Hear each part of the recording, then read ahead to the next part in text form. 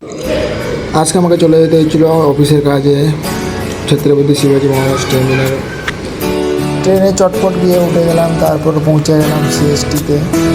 ঠিক আছে, তো এখন বেরিয়ে পড়েছিলাম যাওয়ার জন্য।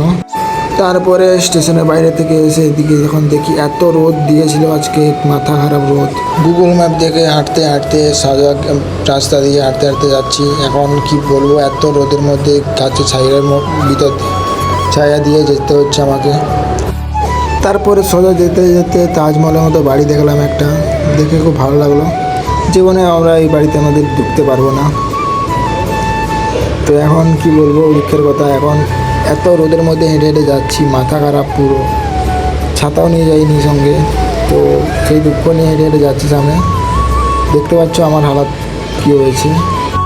তারপরে ওই অফিসে গেলাম, কিন্তু অফিসের রুলস নেই যে ওর ভিতরে গিয়ে ভিডিও টিডিও করা, তাই এসে চুপচাপ একদিকে বসে ভিডিও বানাচ্ছি। মানে ক্যামেরা অন করে আমি বসে আছি, সেরকম কিছু ভিডিও করিনি।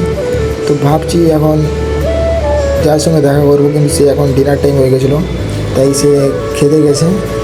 সেই জন্য বসে বসে ভাবতেছি কখন আসবে, কখন ওর সঙ্গে দেখা করবো আর কাজটা কমপ্লিট করবো, দিয়ে আবার অফিস বেরোবো এখান থেকে। তো ভাবতেছি বসে বসে।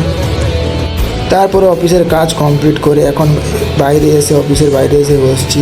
এখন ভাবতেছি যাবো কী করে, আমার ব্যাগে এতগুলো জিনিস আছে, এত ভারী হয়েছে ব্যাগ। তো ভাবতেছি বসে বসে এখানে খিদার জ্বালায় চুইংকাম চিবোচ্ছি, তো আর কি করা যায়। তারপরে সামনে গিয়ে একটু ভাবলাম যে এখন হেঁটে হেঁটে যাবো না কিসে করে যাবো, ভাবতেছি এত রোদ মাথার উপর। তো এই জন্য র্যাপিডো বুক করে দিলাম। তারপরে র্যাপিডো বুক করতে হলো, এখন 5 মিনিট পরে র্যাপিডো চলে আসলো। তো এখন বাইকে বসে যাচ্ছি স্টেশনে।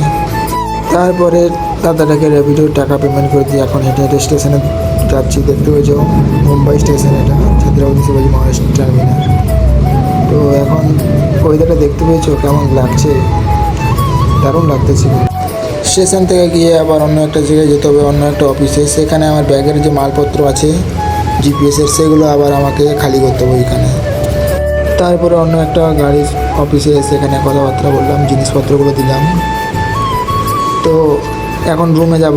তো আজকের মতো এই ব্লগটা কেমন লাগলো, মিনি ব্লগটা, তো সবাই একটু জানিও, আর সবাই একটু লাইক কমেন্ট শেয়ার করে দিও।